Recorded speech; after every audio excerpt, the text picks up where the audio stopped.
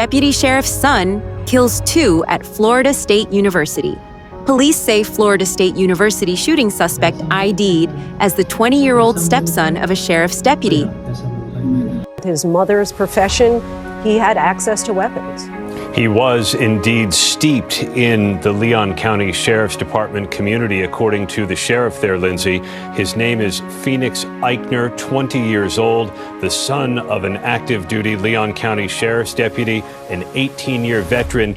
And we did a quick lookup of her biography, and it seems, at least for a time, she served as a school resource officer, someone who went to campuses in order to protect them from this kind of violence.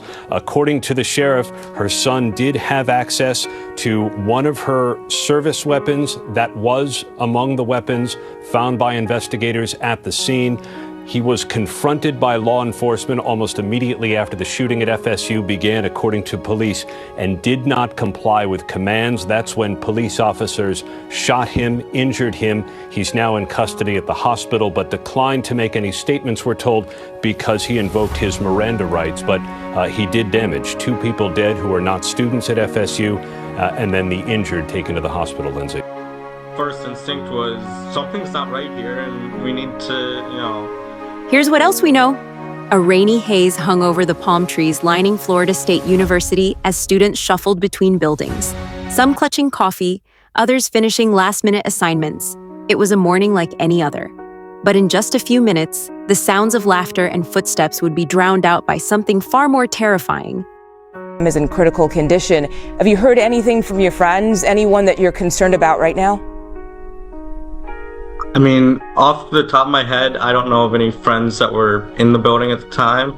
But I do know that, we just went and protected ourselves. And I've had so many people reaching out to me because the student union, I work in the student union. I spend a lot of time there, and I wasn't on shift at the time, but I was, just hanging out there along with a lot of other people at the time. It's the hub of campus. It's a union. And Ryan, I completely hate to say this because oftentimes we hear about school shootings, whether it's at a university or high school, elementary, and you just imagine, well, that sounds super far away and that will never happen to me. I want to know what's going through your head right now. How are you feeling after all this? Yeah, it's some of it's a state of shock. There's that going on, and then there's shock. There's gratitude. I could not be more grateful for being here, and then also for the first responders, the Florida State University Police, the Tallahassee Police. I was calm, I think, throughout most of it. There were people around me that were panicking, but I just was like, I trust that Florida State Police is going to be here within a matter of moments, and, just do what I can and now to be safe, and then just wait for police to come help us out. Ryan, can you take me back to that moment? I know you said you saw, it sort of just sounded like commotion. You didn't hear any gunshots, but you saw people running out. What did you guys do? Did you run out of the building, or were you hoping that maybe police officers would show up and tell you guys what to do next? We immediately hid. We first hid in the billiards room of the bowling alley, which is glass. It's open to the front, but it's kind of around the corner, so we were able to kind of almost put another wall between us and the outside, but it was also glass. So once we saw police get down to the lower level was when we went and hid further behind the bowling machines, which has doors that we're able to lock. And then it was probably about 10-15 minutes until the police came and escorted us out of the building. Okay, so if I'm hearing you correctly, Gunfire. People ran, screamed, hid. And for 2 students, there wasn't time. The shooter wasn't a stranger to the campus. He had walked its paths, argued in its classrooms, and sat quietly in political meetings where people had grown too uncomfortable to stay. Some said they'd seen it coming. Most never thought it would actually happen. Phoenix Ikner. The name didn't mean much to the outside world until it did. Until it was attached to 2 dead, 6 injured, and a campus left shattered. But this wasn't just a random act of violence. This was the son of a sheriff's deputy, a boy raised around law enforcement, a young man who had once been part of the very system that's supposed to protect. He had worn the sheriff's youth badge, smiled in photo ops, trained with deputies, learned the rules, only to break them in the most brutal way. But why? Why would someone so close to the badge pick up a weapon and turn it on his peers? To find that answer, we have to rewind, past the gunshots, past the flashing lights, and into the fractured life of Phoenix Ikner. I can only imagine what was going through your head when you were kind of realizing that there was a shooting on your campus. I mean, when I saw everyone flooding up the stairs, I kind of thought that like the shooter was like in the library. I mean, like nobody told me where it was. They said like Landis or like whatever, and I was just in utter disbelief. I was like,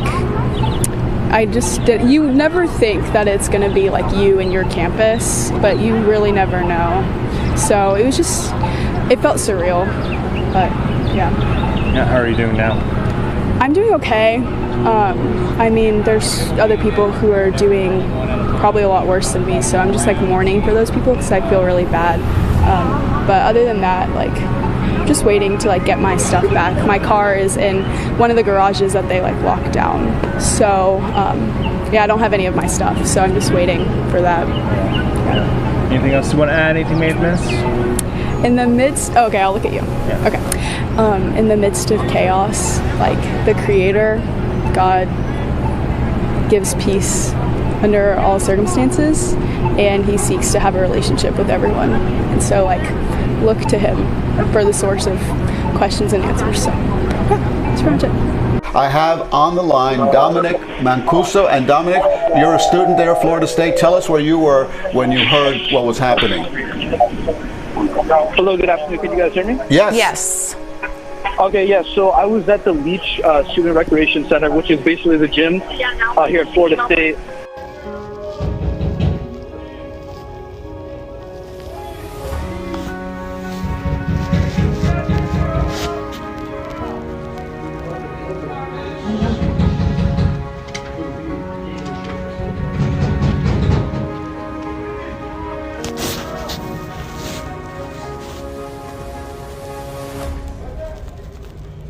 University. We know 6 people injured. We're told one person is in critical condition, the others in serious condition. Right now, I want to bring in Ryan Cedergran. He is a student at Florida State University, just to get much more from him about what happened. Ryan, first off, I'm sorry that this happened at your campus. I just kind of want to know what happened in the moments that all of this unfolded. What do you know? What are you hearing from friends?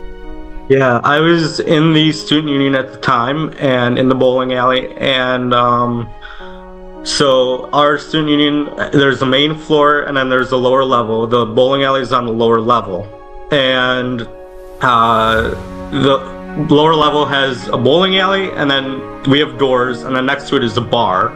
And the bar is open to the entire union, where there's no doors, it's just kind of an open space. And all of a sudden, everyone in the bar area started running. And that was when we all kind of were like, this isn't normal, this isn't right, we need to go do something. And so, Ryan, I just want to be clear here. You were in that student union building, because we're hearing that the shooting happened either around there or inside that building. So you were in that building at the time? I was, yes. And so did you hear any gunshots, or you just saw students running and decided, okay, there's something going on here? Yeah, I didn't hear any gunshots. My first instinct was something's not right here, and we need to, go shelter somewhere, because everyone immediately. I've been briefed on these Florida State University, Tallahassee, active shooter. I guess it's an active shooter. Fully briefed as to where we are right now. It's a shame. Horrible that things like this take place, and we'll have more to say about it later. In the meantime, it's an honor to have the Prime Minister of Italy. Born as Christian Gunnar Eriksson, he was caught in a custody war before he could even speak in full sentences. At 10, his mother took him from Florida to Norway, breaking the court's rules.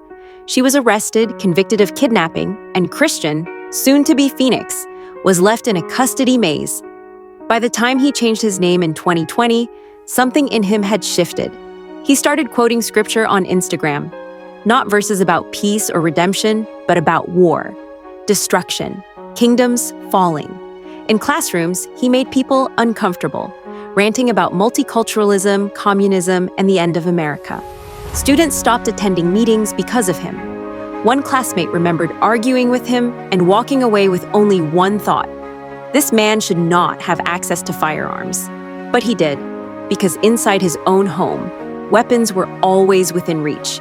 The gun he used at FSU, it once belonged to his stepmother, Deputy Jessica Ikner, a weapon that had served the law, now twisted into an instrument of chaos. As shots rang out, chaos took over. Students ducked behind chairs. One girl called her mother from a closet. A professor used his own body to shield his class. Presence. In fact, another vehicle arriving there on scene, another several rushing to the scene with their lights flashing. And you can see that at least in this particular section of Tennessee Street and Woodward Avenue, if you're familiar with the area, this intersection right here has been blocked off. On the right-hand side of your screen, you can see a number of law enforcement officers walking, and it does appear as though they are all wearing their bulletproof vests. So we did want to share this live look with you. We are working to get more information from the university itself and, of course, bring you all developments, but sharing this breaking news as it is getting underway right there on campus of the Florida State University in Tallahassee, Florida. There is a report of an active shooter in the student union area, and the university is asking everyone to seek shelter there on campus. So a live look right there from campus, and you can see a large number of law enforcement. Talking to you under these circumstances, how are you doing? I'm okay. It's the people out there that are not okay. Like, I was able to get back to my apartment safely. I'd say, like, I'm literally one of the most privileged people when it comes to this situation. I was walking out of Thagard. I had an appointment there, and then I'm just walking back to my apartment. I'm next to Stroger, and I see these like two guys running. I'm just like, I think it's an altercation just between them two. And then the guy in front is like, yo, there's a school shooter. Everyone get inside. And that's like when me and the people around me start to realize that this is serious. So we all like bust into Stroger. You have to like swipe your ID to get in past these like gates, but I just like push past them. I've never been in like a school shooting situation before. I thought, where's the safest place where you go? I go to the elevator and I try to go as high as possible. There's 5 floors, but it only brings me to the 3rd floor. I get out the elevator and like the staff lounge door is open for a second. I was like, I feel like that would be the safest place to go. And I step in, like, you can't be here. I'm like, there's literally a shooting right now. Let me take cover. And then it's just me and 3 other people. They're faculty for about like an hour or so. And we're just like getting information piece by piece. We don't know how serious the situation is. And then we started to like hear the alarms and all the sirens. And we're able to like, we get a really good view of Landis Green. And like, that's where a lot of stuff happening. We saw this like girl get carried by police and like, just like kids with like hands on their heads, like getting escorted into the library, and it's so serious. And in the middle of it all stood Phoenix, calm, focused, deliberate. He didn't shout. He didn't make demands. He just pulled the trigger, again and again. By the time officers arrived, 2 were gone. 6 others were bleeding. And Phoenix, he was still breathing, shot by police. Oh my God. But alive, taken into custody. The silence after the sirens was unbearable. Students cried in groups, hugging strangers. Parents raced across the state, not knowing if their child would answer the phone. And for the Leon County Sheriff's Office, there was another kind of heartbreak. Realizing one of their own, a deputy's stepson, was behind it all. There was no manifesto, no clear motive, only fragments, a troubled past, ideologies that grew in the shadows. A boy who once wore a badge now facing charges that could define him forever. But what now? What happens after the media moves on? After the flowers on campus fade and the headlines disappear? Because this isn't just about one shooter. It's about what we don't see. The warnings we dismiss, the pain we overlook, and the systems, family, education, law enforcement, that are supposed to protect but sometimes fail. Very moment, and that's when I knew to run.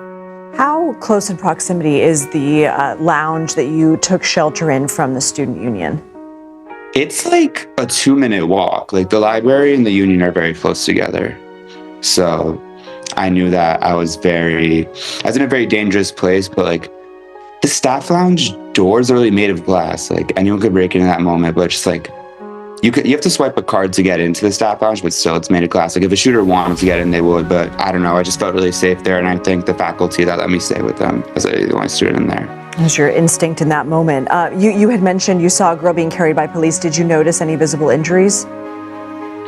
I really couldn't see that clearly. I mean, I was like on the 3rd floor in Stroger. This was happening on ground level, and I just see like they're all like yelling like, help her now, or like get this medic, and like it was just like a crazy hectic moment. I was just like seeing it with my own eyes. And this whole situation, I feel like I'm not a very sensitive person, but like when I got back home, I like got sent videos of like in group chats with my friends of like dead bodies just like near the student union, which I go to every single day, and like that's where it really like hit me. We do have to be careful, Ben. We haven't confirmed any fatalities, but I do appreciate you giving us a little bit more information that you've seen videos in your group chat. No, it's okay. I mean, we're working on confirming that information, and certainly you giving us information on what you're seeing on your phone is helpful as we... At approximately 11:50 a.m., Thursday, April 17, a gunman opened fire on the main campus of Florida State University in Tallahassee, shooting multiple individuals in the vicinity of the student union building. FSU police responded immediately, engaged, neutralized, and apprehended the shooter. 2 victims of the deceased are deceased, and 5 individuals have been transported to a local hospital with gunshot wounds. The shooter has also been transported to a local hospital. The 2 deceased are not students. The shooter is 20-year-old Phoenix Ikner, and he's the son of a Leon County Sheriff deputy. Our Deputy Ikner, has been with the Leon County Sheriff's Office for over 18 years. Hutchins High School, Langdon Road in Dallas, Texas. The information that we have right now is that this is an active shooter situation. These are brand new live images out of Dallas. Obviously a helicopter situation there. That footage is showing the school with numerous police vehicles surrounding it. Fire trucks, paramedics are already involved in some of the parking lots surrounding the school. This footage has shown dozens of children running from the school across the grassy areas there. Phoenix Ikner is behind bars, but the echoes of what he did will ring through FSU's halls for years to come. You might not know the names of the victims, but their families will never forget. They'll never unhear the shots. They'll never unsee the empty chairs at their dinner tables. And that's why this story matters, because behind every statistic is a life, a dream, a future stolen. If this shook you, don't scroll away. Talk about it. Share it. Ask the hard questions, because silence lets the next one happen. And we've had enough silence. It's nothing. Please share this with everyone. If you're ever caught in an active shooter situation, there's only 3 words that matter. Run, hide, and fight. But the truth, most people don't survive because they panic and they run in the wrong direction.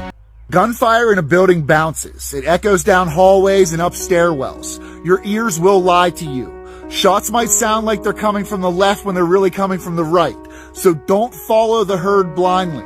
Herds don't always make it. Stop, look, and listen. Trust your eyes. Take a breath. Know your exits ahead of time. Work, school, store, and even your favorite coffee shop. You already need to know where you're going before anything happens. When you run in sprints, not in a straight line. Run from cover to cover. Now what's cover? Something that'll stop the bullets. Granite desks, concrete walls, the engine block of a car. Don't hide behind drywall. Don't hide behind the trunk of a car. Rounds tear through those just like tissue. If running's not an option, hide. Lock doors, barricade yourself in, turn off the lights, turn down your phone and turn the screen off. Silence is survival. And if it really comes down to it, fight. It's for your life, and help might not be there in time to save you. The halls of Florida State University still echo with the ghost of that morning. In lecture halls where ideas once sparked and students debated passionately, blood had stained the floors. A biology major, bright, full of life, never made it to her 8 a.m. lab. A transfer student, just finding his place, collapsed on the campus lawn with his backpack still strapped to his shoulders. Both gone.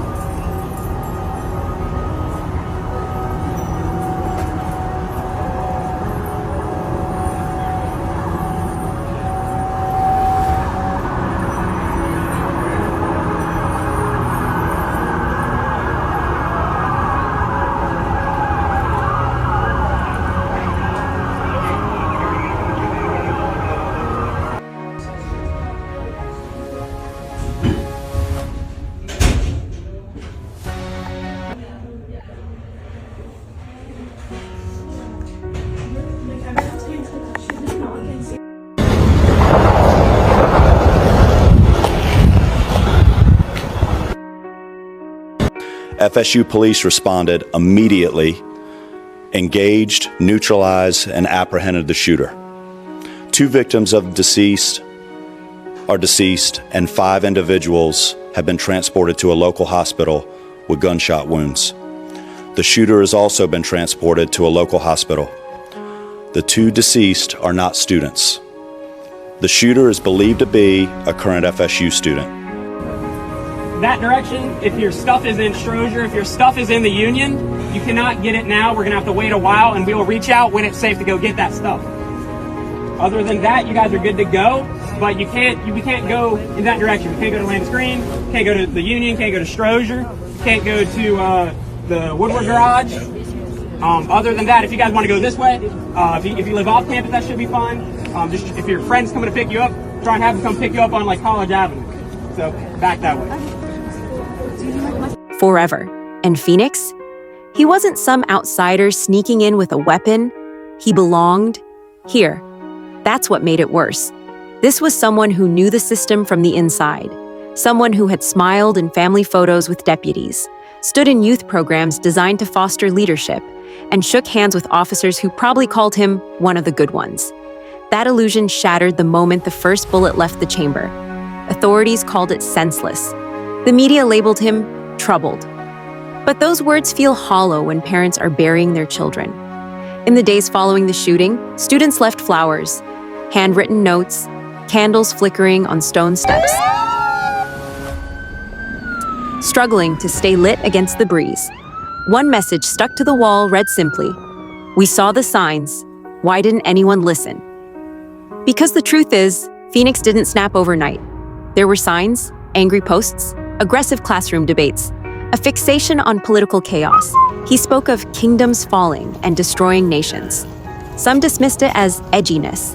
Others saw something darker, something dangerous.